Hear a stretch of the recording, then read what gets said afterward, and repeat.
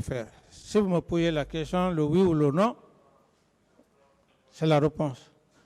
Alors, qui avait donné l'ordre à votre garde ces jours de sortir et d'agir avec les milices au stade?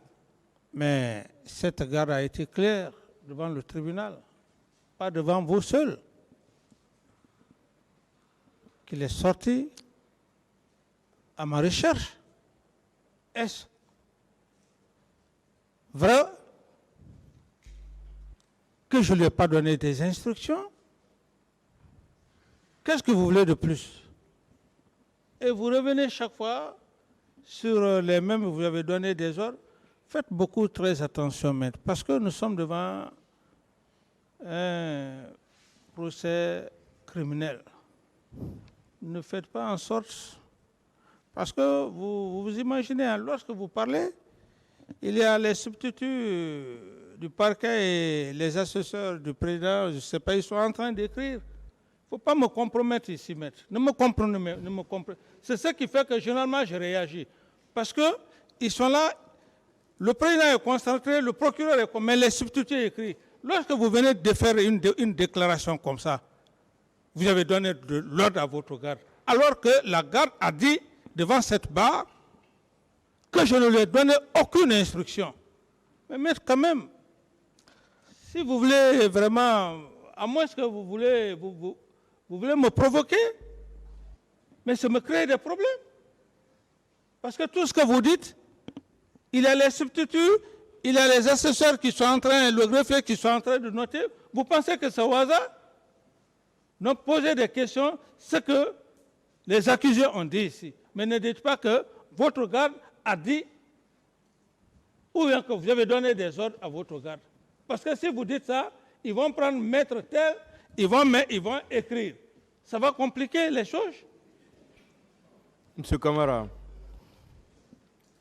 il a le droit de poser des questions. Et ces questions, ça ne veut pas dire, parce qu'on est en train de noter par là, ça ne veut pas dire que les questions qu'il pose, c'est de facto, ça vous enfonce de facto. Ça ne veut pas dire que de facto, le tribunal les prend en compte. Le tribunal apprécie tout ce qui est en train d'être dit ici. Merci, il monsieur pose le des Président. questions, c'est pourquoi je dis qu'il pose des questions et vos réponses sont pour le tribunal. Okay. C'est pourquoi je vous dis de vous calmer et de répondre aux questions. D'arrêter de faire les commentaires des questions. Répondez tout simplement aux questions parce que c'est ce que le tribunal prend en compte, ce que vous êtes en train de dire.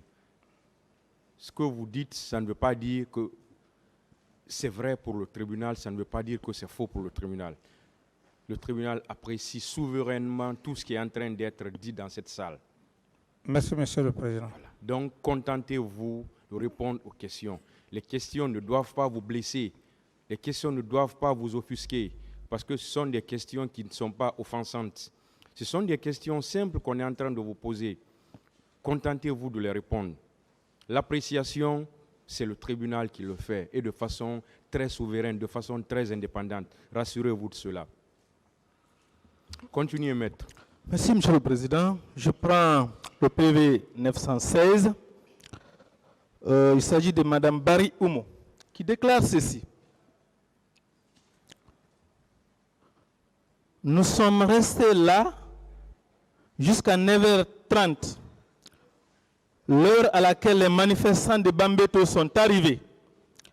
Après une chaude discussion, avant de nous laisser continuer, le ministre Thiegro a dit ceci.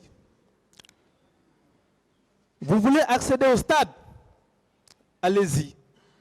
Mais les conséquences, vous allez en tirer. Voici les menaces faites par l'un de vos proches qui était au stade. Ensuite, il y a eu le massacre. Il est revenu, il vous a rendu compte. Vous ne l'avez jamais inquiété. Le seul que vous avez décidé d'inquiéter, c'est Toumba. Est-ce que cela ne veut pas dire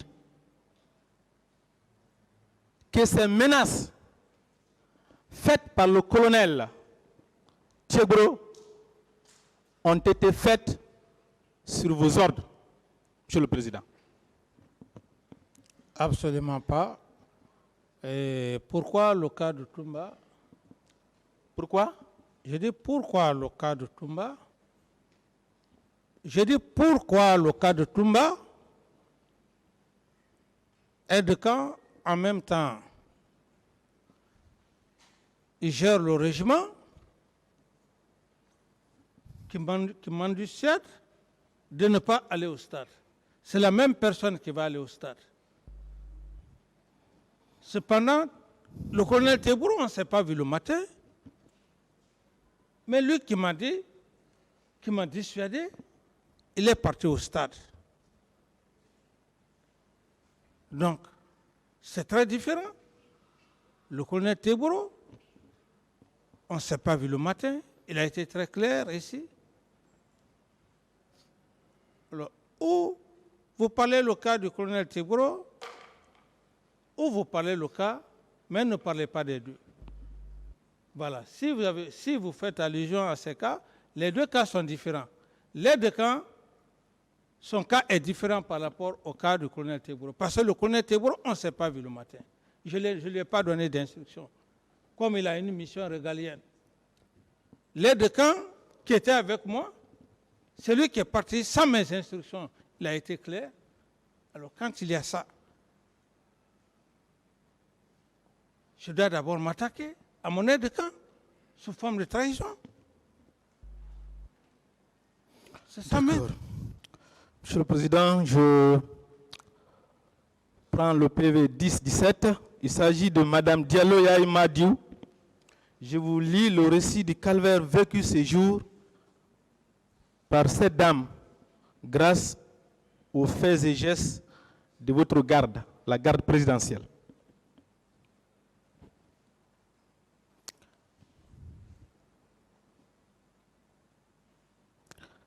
Malgré tout, étant sous les chaises, à l'aide de son poignard, il tentait toujours à me poignarder.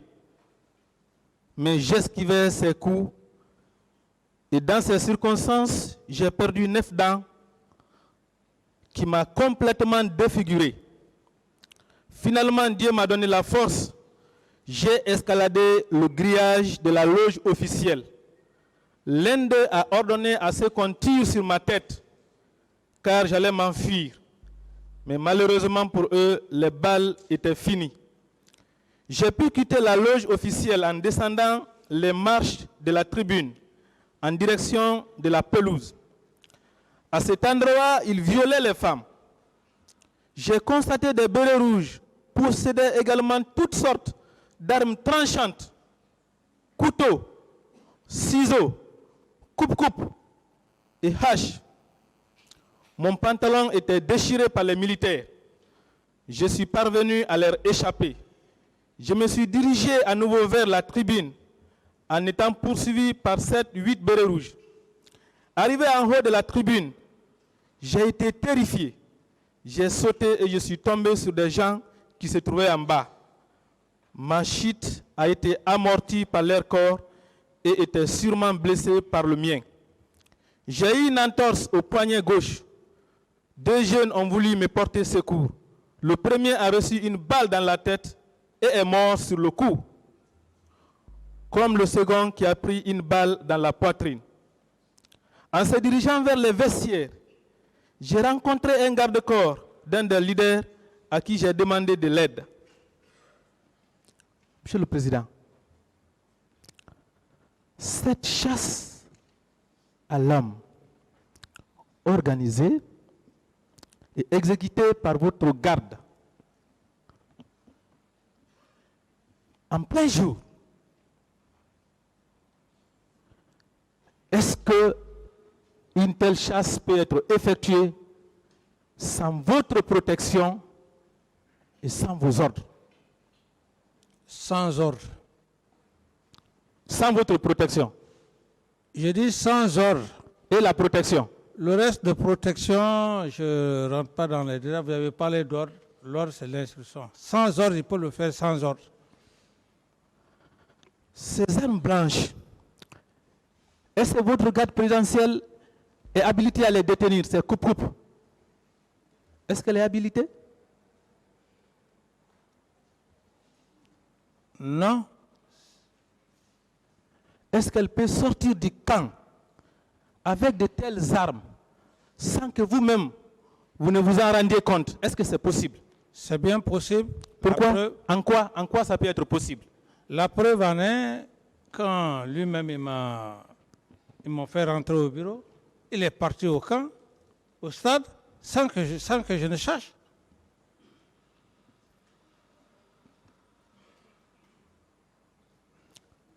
C'est la preuve. D'accord. Monsieur le Président, je vais ouvrir un peu le cas des viols.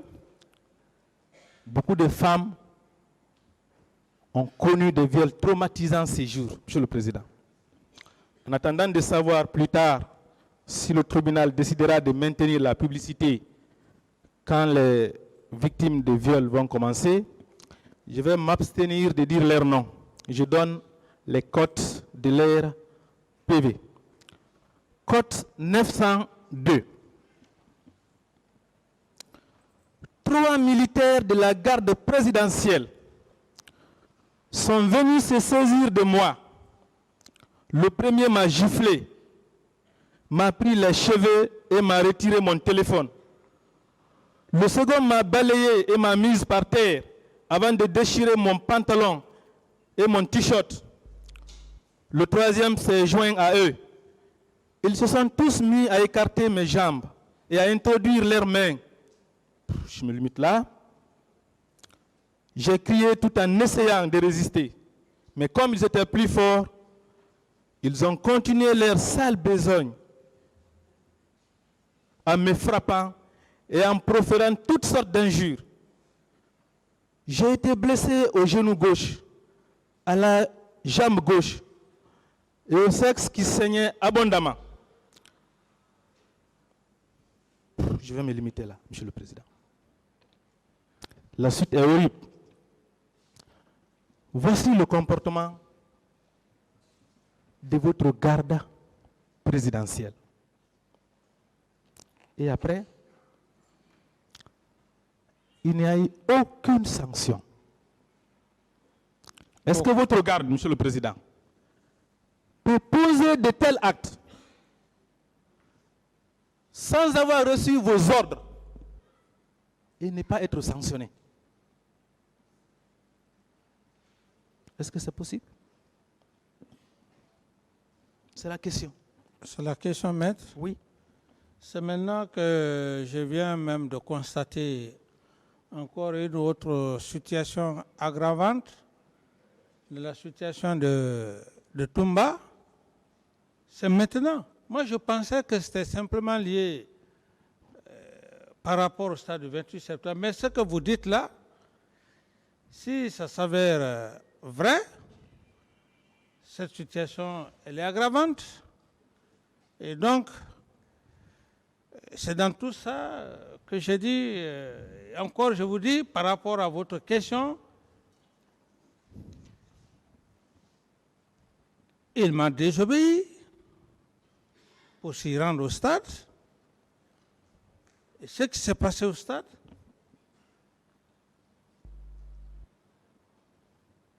individuellement, il répond. Monsieur le Président, ce que je viens de vous lire, il ne s'agit pas d'une seule personne. Il s'agit d'un groupe de militaires de la garde présidentielle. Tous ceux qui sont mêlés à ça, s'ils sont dépistés par le procureur, s'ils sont dépistés, ils feront face à la loi. Maître, c'est aussi simple que ça.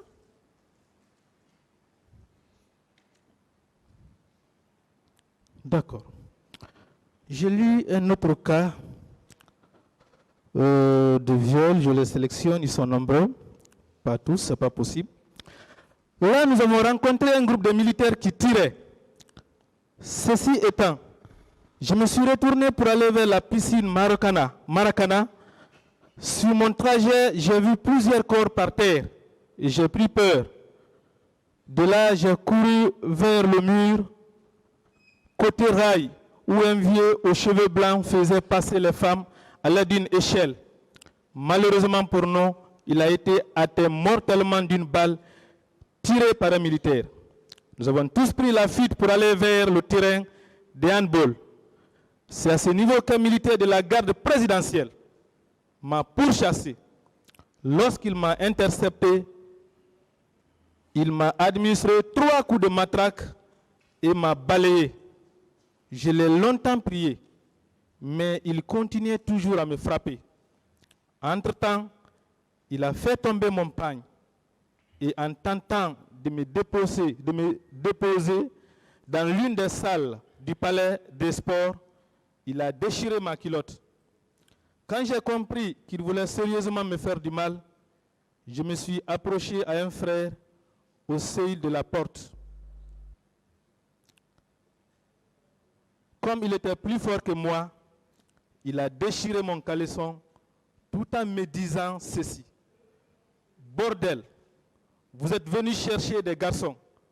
Vous en aurez suffisamment aujourd'hui. La suite, je la laisse. L'expression de ces militaires, de votre garde, vous êtes venus chercher les garçons.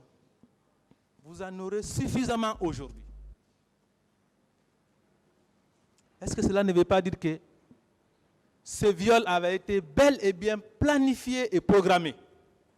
Il dit bien, vous en aurez. Et effectivement, il y a eu assez de viols. Monsieur le Président,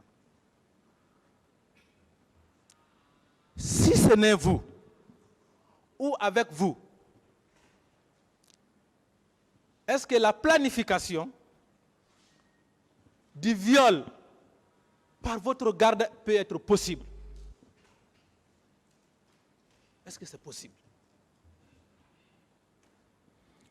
Je ne peux pas répondre à cette question, maître. Vous ne pouvez pas répondre. Monsieur le Président, est-ce que c'est vous qui avez planifié ce viol? Voilà, la question est précise, non. Voilà, la question est bien précise, non. Comment vos proches, votre propre garde, qui est censé être à côté de vous, peut vous laisser au camp et venir au stade, là où elle n'a rien à faire? Ce n'est pas son lieu de travail. Son travail, c'est vous garder.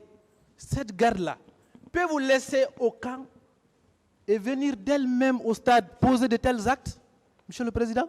Oui, c'est pour cette raison que j'avais longtemps parlé de complot et de beaucoup de choses.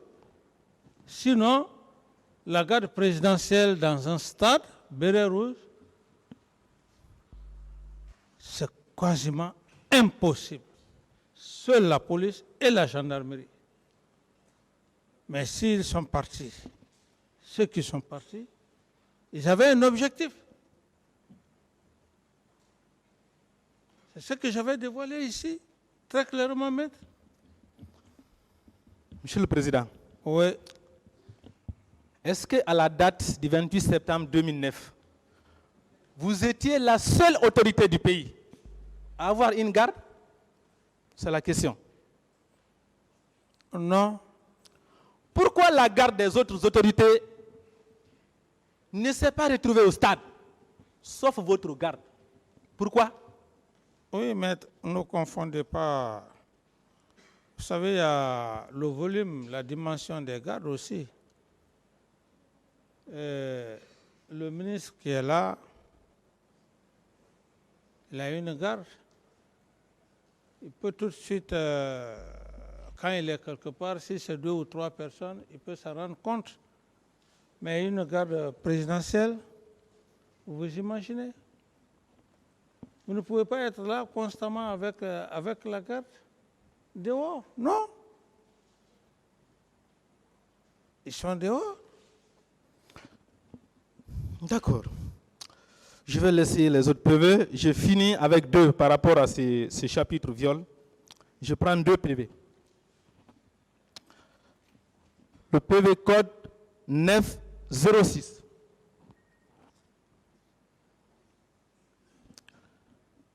C'est dans cette cachette que 2 bérets rouges sont venus me surprendre.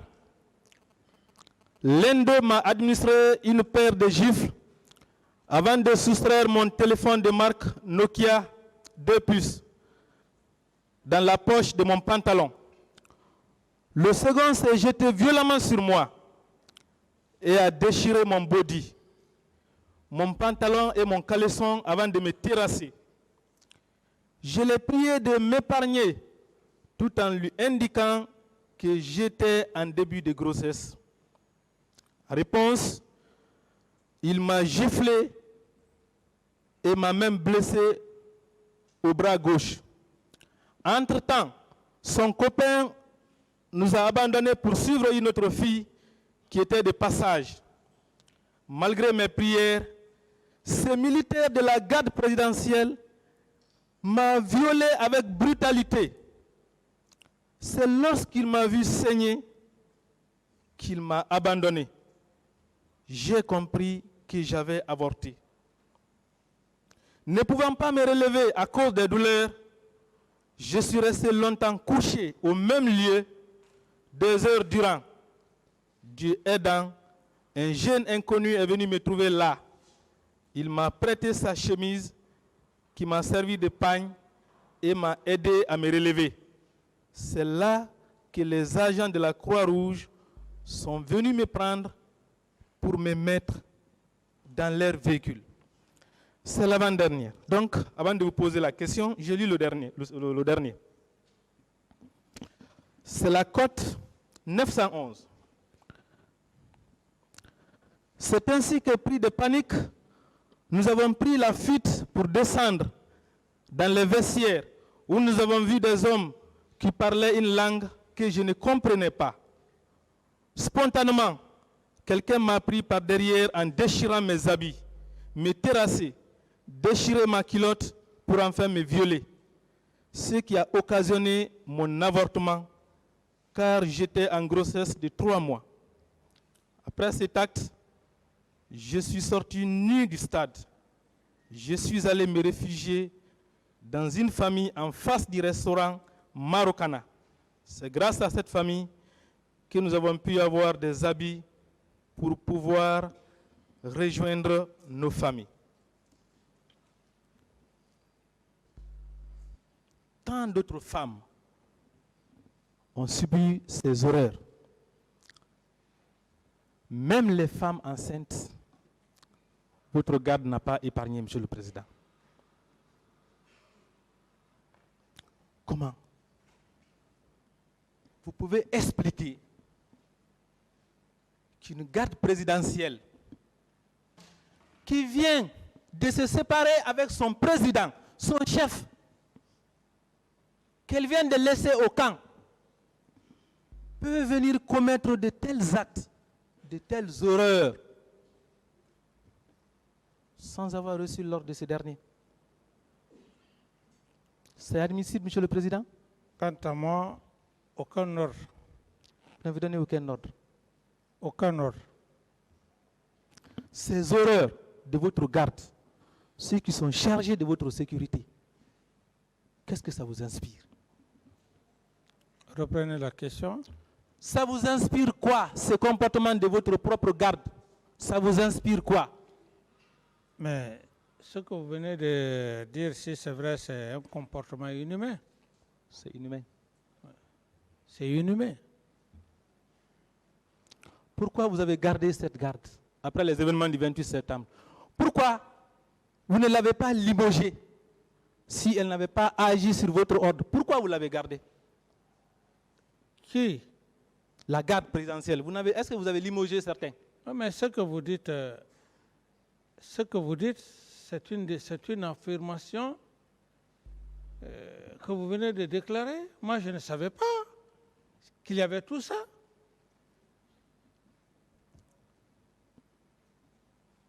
C'est maintenant là que je viens de voir le contenu. Donc tous ces témoignages que les victimes faisaient à l'époque, à commencer par le même jour, vous n'y croyez pas? Ouais. Vous n'y croyez pas? Il y avait une commission qui était là et aucune de ces femmes n'est venue me voir. Je n'ai eu aucune commission venant dans le cadre de viol. D'accord. Quand le colonel Tchegro était au stade, est-ce qu'il avait parlé avec vous au téléphone? Quand il était au stade, est-ce qu'il avait parlé avec moi? Au moment où il était au stade, il a parlé avec vous au téléphone ou par la radio? Est-ce qu'il a communiqué avec vous? Non. Il n'a pas communiqué. Je ne me rappelle pas. Vous ne vous rappelez pas? Non. D'accord. Je vais lire un passage d'un PV code 955. Dans cette pagaille, les jeunes disaient que Tchegro aurait appelé le capitaine Dadis pour lui dire que je ne prononce pas le mot, ont décidé de démolir le stade et qu'après cette démolition, ils se rendront au camp Alfaya. Donc sortons vite d'ici, car le capitaine Dadis a décidé d'envoyer un renfort. Est-ce que le colonel Tchegro ne vous a pas appelé pour vous dire que nous avons été débordés, l'ouverture du stade a été forcée? Non. Et que vous ayez décidé d'envoyer un renfort? Non. Vous n'avez pas envoyé des renforts ces jours? Il ne m'a pas appelé. Ok. Je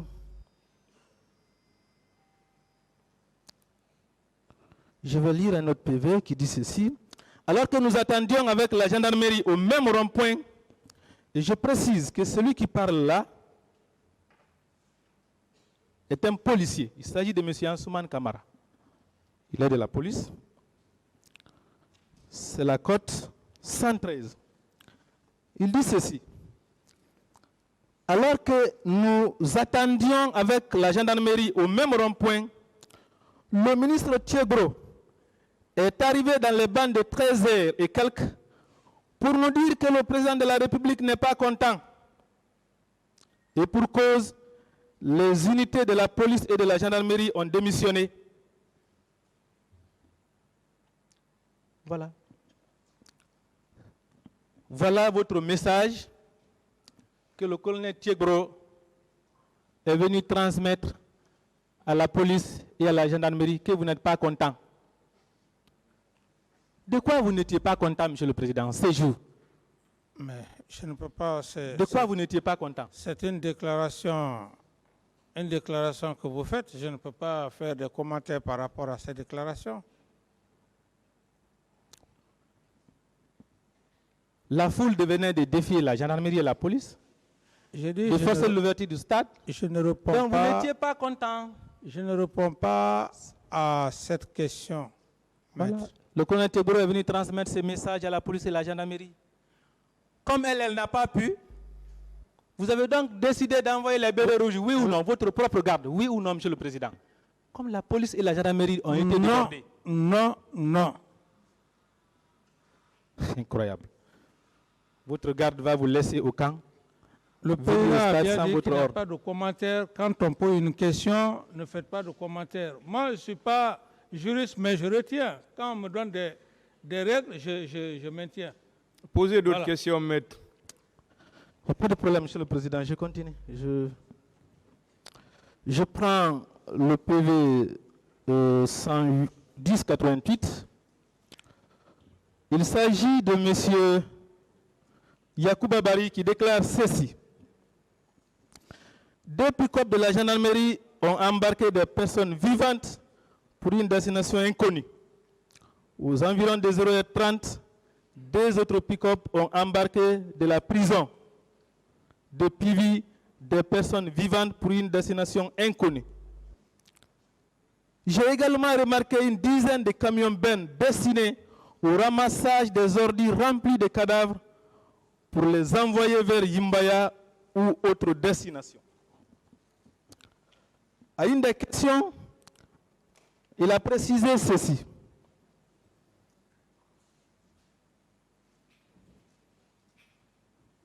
Les instructions étaient données par le capitaine Dadis et l'ex-ministre de la Santé, Dr Abdoulaye Cherif Diaby, pour l'enlèvement immédiat de ces camions vers Yimbaya avant l'arrivée des experts. Voilà. Monsieur le Président, qu'est-ce que vous en dites? Est-ce que vous n'êtes pas allé à la prison de Tiegro? Il était 0 heure. C'était dans la nuit du 28. Il y avait les camions qui étaient garés là-bas, plein de corps. Vous êtes venu avec votre ministre de la Santé. Vous étiez avec lui. Puisque ces corps ne pouvaient pas sortir des hôpitaux, des morgues sans lui, c'est pourquoi il était très actif ces jours. Monsieur le Président, qu'est-ce que vous en dites? C'est pas vrai. C'est pas vrai. C'est pas vrai, maître. C'est pas vrai. Pourtant, même à Ouaga, on vous a seulement posé la question sur les fosses communes. Vous avez automatiquement dit que vous ne savez rien des fosses communes à Yimbaya. On vous a simplement, nul ne vous a parlé de Yimbaya. Vous-même, votre réflexe vous a directement envoyé là-bas. Non, mais il y avait en ce moment, il y avait la presse qui parlait. Ce sont ces informations. Mais qui n'est pas... C'est très peu de gens qui ne savent pas qu'il y avait des informations comme quoi il y avait des fosses communes, il y avait ceci, cela. Très peu. Mais sinon, c'était l'information à la une. Donc, je vais me soustraire de cette information. Quand les juges d'instruction me posent des questions, mais je reconnais et je dis qu'il y a eu ces informations.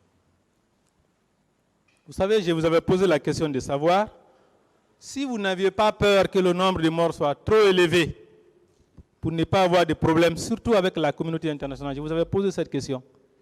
Est-ce que, Monsieur le Président, ce n'est pas parce que vous aviez peur du nombre élevé de morts que vous avez décidé de faire disparaître les corps? Je n'ai pas procédé à la disparition d'un corps ou des corps de quelque nature que ce soit. Ou encore mieux, donner des informations ou avoir vu un seul corps de mes yeux. Il y a plein de personnes, les PV enfants foi, qui ont cherché par tous les moyens les corps de leurs parents. Impossible de les trouver. C'est vous qui étiez le chef suprême des armées. Et c'est les militaires qui sont allés ramasser ces corps. Et au stade, et dans les morgues. C'est les militaires. Comment vous pouvez dire que vous n'en connaissez rien? Ce sont les militaires. Donc, vous voulez dire que quand on est président, on peut tout savoir?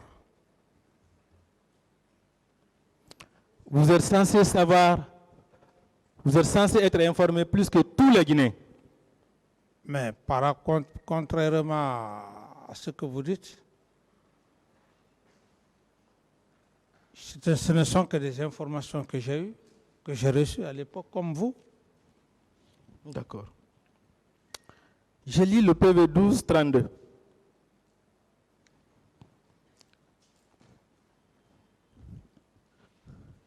Lorsque j'ai constaté que les militaires tiraient vers la direction des leaders, j'ai tenté de me sauver, mais en vain, car j'ai été intercepté par un béret rouge qui a tenté de me poignarder. Lorsque j'ai soulevé mes bras, il a récupéré les deux portables que j'en possédais. Par la suite, ce sont des gendarmes qui arrivent, qui me font embarquer mani militari dans leur véhicule en me dépouillant de la somme d'argent que je possédais. Après avoir fini de faire la ronde de la ville, nous avons été déposés à la présidence au camp Alpha Yaya. Les militaires ont dit au président Dadis que nous sommes des ennemis du pouvoir. Monsieur le Président, voilà ce qui s'est passé. Lui, il a été arrêté. Ils l'ont amené jusque chez lui, chez vous du moins, pour vous le présenter comme étant l'ennemi de votre pouvoir. Qu'est-ce que vous en dites, Monsieur le Président? Maître, je me dis que ce sont des montages. Si ce ne sont pas des montages, tout ce que vous êtes en train de dire, on ne peut pas inventer des choses sans preuve. D'accord. Je ne suis pas contre ces déclarations. Nous ne sommes pas... Ces personnes seront confrontées à vous. Elles seront là, Monsieur le Président. Mais Vous en que faites ces pas. personnes soient quoi? Est-ce qu'il y a... Il ne s'agit pas de faire venir un menteur. Mais vous pensez que la preuve... Les victimes là sont des menteurs? Preuve matérielle. Qui a vu qui faire quoi? Mais vous pensez qu'il s'agit de faire venir des menteurs devant... Mais ce sont des preuves matérielles, tangibles. Ce n'est pas de l'imagination.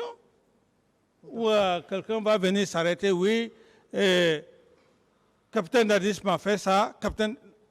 Vous allez lui dire d'accord. Mais est-ce que vous avez des preuves? D'autres questions? Je prends le tribunal de la lecture de ces PV. Monsieur le Président, dans ces différents PV, la sortie des bérets rouges et des milices au camp Alpha Yaya, ce 28 septembre, est suffisamment décrite. Les militaires sortaient, ils tiraient presque toute la journée sur cette route de Prince. Les boutiques ont été cassées. Et c'est le colonel Claude Pivi qui était à la tête de ces opérations. Ça, c'est tout près de la présidence, Monsieur le Président. Est-ce que vous avez entendu ces tirs? C'est constant, hein? Beaucoup de témoins. Est-ce que vous avez entendu ces tirs sur la route de Prince? Entre Koza, Koloma, là où se trouve votre palais, là où était votre palais. Tout proche, à quelques mètres seulement. Non, maître. Ah ouais. Ces tirs toute la journée. Vous n'avez pas entendu, alors que vous étiez déjà alerté, vous étiez informé de la survenance des événements au stade, donc vous étiez en éveil. Oui, bien, maître, vous-même, vous avez dit que vous êtes dans une stratégie. Vous êtes dans votre stratégie. Je ne vais pas rentrer dans votre stratégie. Je réponds oui ou non. On est d'accord? Je ne rentre pas dans votre stratégie. Vous l'avez vous-même dit que vous avez votre stratégie. Donc, par rapport à cette question, je dis non. Je n'ai rien vu. Les militaires sont allés opérer. Ils sont revenus tranquillement rentrer au camp Alpha Yaya. Ils sont venus tranquillement. D'autres sont allés au camp Kundara. S'ils n'avaient pas agi sur vos ordres, pourquoi vous n'avez pas ordonné leur arrestation? Mais je ne sais pas ce que vous dites. S'ils sont sortis sans mes instructions, maître. Oui, mais vous étiez au camp Alpha Yaya. Il y a votre garde là-bas. Ce camp-là abritait la présidence. Les gens ne pouvaient pas rentrer, les militaires ne pouvaient pas venir. Maître, on ne fera pas de cela une sans discussion. que vous ne le sachiez. Je ne réponds pas à cette question, maître. D'accord. Alors, et ces miliciens qui ont quitté le camp... Et je ne sais pas... Mais attendez au moins que je termine la question. Oui, mais c'est à moi que vous posez la question. Non, Oui, dans attendez, le cadre de la laissez-le finir. Sotragui. Oui. Monsieur le Président, la Sotragui, une société d'État, c'est pas ça? La Sotragui. Dans le cadre de la Sotragui, Oui. les miliciens ont été transportés au stade. Et après avoir fini leur opération, ils sont retournés dans les mêmes cas. Ça, c'est possible sans la main du pouvoir. Mais, Les véhicules qui appartiennent à l'État, c'est possible. mais qui a fait? Qui a ordonné? C'est de cela qu'il s'agit, maître. Le plus haut niveau. Ça, Le plus haut comme on le niveau. dit en Guinée, Non, préciser. c'est pas un petit Mamadou, il faut Non. le plus haut niveau. Ça. Le droit pénal, c'est la précision. Préciser le nom. Le plus haut niveau, c'est quoi? Le chef suprême des armées, C'est qui? le président Moussa Dadis Camara. Non, si c'est le président Moussa Dadis Camara, il n'en sait rien de ce que vous venez de dire. D'accord. Alors, Monsieur le Président, un groupe de jeunes avait été arrêté par le colonel Tiegro à Dixine. Ces jeunes, après les événements du 28 septembre, observaient un mouvement de grève de la faim pour contester ou protester contre les horreurs survenues au stade du 28 septembre. Ils ont été arrêtés par le colonel Tiegro qui les a envoyés au camp Alpha Yaya. Il les a mis dans un conteneur devant son bureau. Ces jeunes ont été interrogés dans la plus grande brutalité. Monsieur le Président, lors de l'interrogatoire d'un, on lui a dit que s'il ne répond pas aux questions telles que voulues, tu seras tué et enterré comme les autres à Imbaya. À Imbaya, vers Imbaya. Là où on vient, dans un PV, on vient de vous reprocher d'avoir ordonné qu'on envoie les corps à Imbaya pour les enterrer. La question, Monsieur le Président, c'est que, d'abord, est-ce que vous étiez informé de l'emprisonnement de ces jeunes? Non, Vous n'étiez pas informé? pas du tout. D'accord. Mais il se trouve qu'ils ont été libérés grâce au secrétaire général des affaires religieuses d'alors, M. Moustapha Koutouboussano, et au ministre de la Santé, le colonel Chérif Diaby, qui sont allés dire qu'ils sont venus les faire libérer sur vos instructions. C'est vous qui les avez envoyés. Le colonel Chérif Diaby est là. C'est vous qui les avez envoyés. Qu'est-ce que vous en dites? Les libérer? Libérer lesquels? Les personnes qui étaient séquestrées par le colonel Tiegro Camara.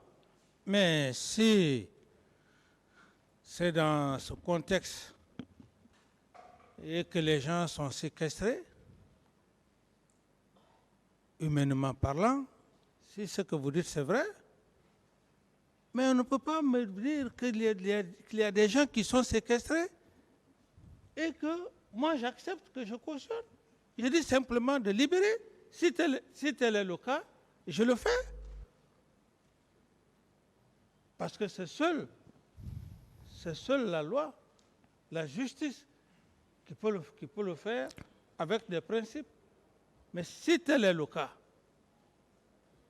si effectivement c'est vrai ce que vous dites,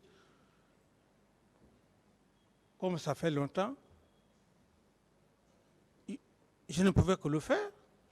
Cela veut dire que vous étiez au courant que les gens étaient séquestrés dans cette prison du colonel Tiegro. C'est ce que ça veut dire. Vous étiez au courant?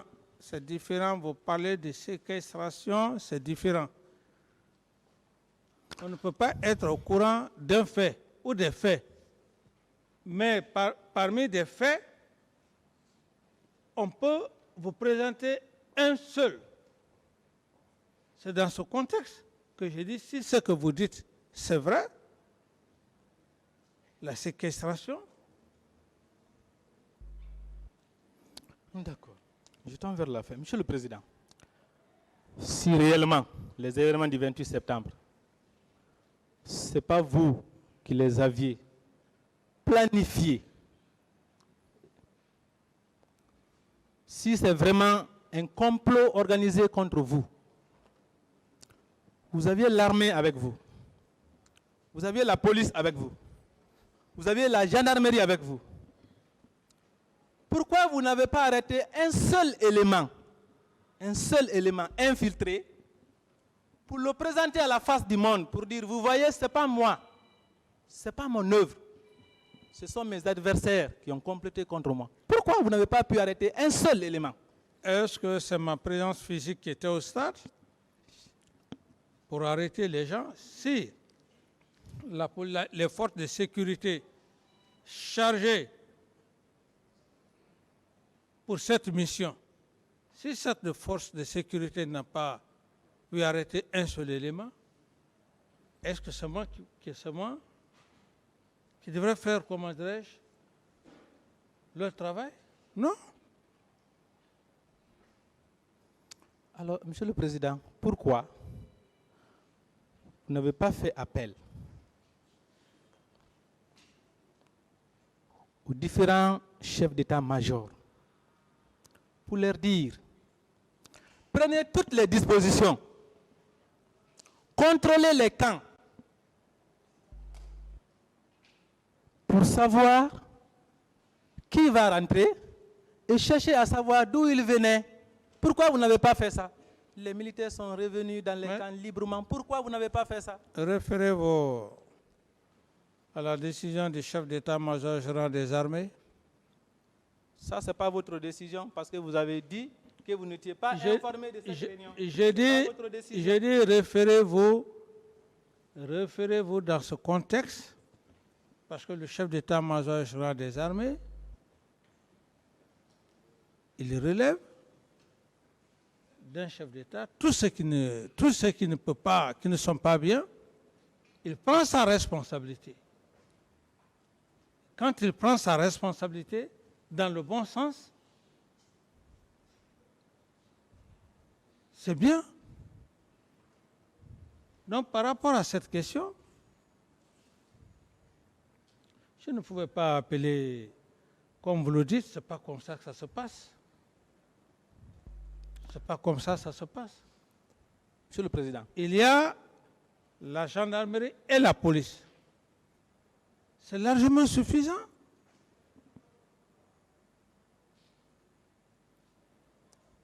Monsieur le Président. Pourquoi ces militaires agissaient publiquement sans crainte? Publiquement. Je ne sais pas. Publiquement sans crainte. Je ne sais pas. Ils comptaient sur le pouvoir et la protection de qui? Je dis je ne sais pas, maître. Voilà. Ils comptaient sur votre pouvoir, sur votre protection. Publiquement, ils agissaient. Si vous pensez comme ça, c'est votre point de vue, Les maître. viols ont été publics. Les assassinats ont été publics. Mais c'est votre point de vue.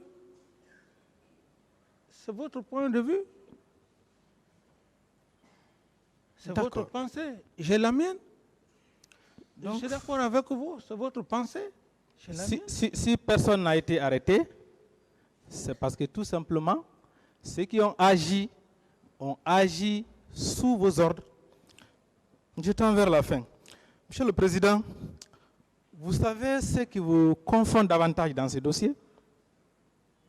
C'est le fait que vous avez menacé avant la commission des crimes au stade. Le fait d'avoir dit que le pouvoir est à terre, ils vont le regretter. Il faut les mater. Et le fait d'avoir menacé, lorsque vous étiez en communication avec M. Sidya Touré, ce témoignage-là, il vous accable. Je vous le lis. Vous avez parlé de votre communication avec M. Sidya Touré ici, en donnant votre version arrangée. Je vous lis la version donnée par M. Sidya Touré. Moi, j'avais des rapports très apaisés avec le capitaine Dadis. Le 28 septembre, à 1h du matin, mon téléphone a sonné. Lorsque j'ai regardé, j'ai compris que c'était un coup de fil au nom de Tibou Kamara qui était affiché sur mon téléphone. J'ai posé la question de savoir pourquoi il m'appelait si tard. Il m'a répondu que c'est le président qui voulait me parler. Je venais de me réveiller, J'ai dit, quel président? Il m'a répondu que c'était le président Dadis. Dans notre conversation, Dadis m'a demandé de faire empêcher le meeting qui était prévu dans la matinée au stade. Je lui ai répondu que cela n'était pas possible. À 1h du matin, je ne vois pas ce qui pouvait être possible de faire. Il a donc dit qu'il a beaucoup de respect pour moi, mais qu'il était impossible d'accepter que ce meeting se tienne. J'ai réitéré que je n'y pouvais rien. J'ai eu l'impression que le téléphone était sur haut-parleur et que les deux suivaient ma déclaration. J'ai entendu Tibou Kamara dire qu'il fallait faire respecter l'autorité de l'État. À partir de là, Dadis s'est déchaîné complètement. Il a dû répéter le respect de l'autorité au moins une dizaine de fois. Après environ, le téléphone s'est coupé. Dès après, le même numéro m'a rappelé. Dadis a continué à crier et de menacer, de me rendre responsable de tout ce qui pouvait arriver et même de me faire arrêter. 5 minutes après, le téléphone s'est coupé une seconde fois. À partir de là, on n'a plus reparlé. Voilà la version de M. Sidi Touré. Oui, c'est sa version. Est-ce que c'est une version d'évangile? Laissez tomber ça. C'est une version d'évangile? C'est une version d'évangile? Sur le sujet là. Je dis bien, ce n'est pas une version d'évangile. Je ne reconnais pas cette version. La narration par laquelle vous le dites. Sur le sujet là. Prenez comme vous voulez, maître. Prenez comme vous voulez. Nous sommes devant un tribunal. Hein. Si vous êtes convaincu de cela, faites-le venir. On va s'affronter. Au lieu de faire commander l'avocat l'avocat défenseur. Je ne parle pas. Je dis, si vous n'êtes pas convaincu, parce que vous êtes un avocat, faites-le venir. Nous allons faire confrontation devant le président du tribunal, devant le peuple. Calmez-vous.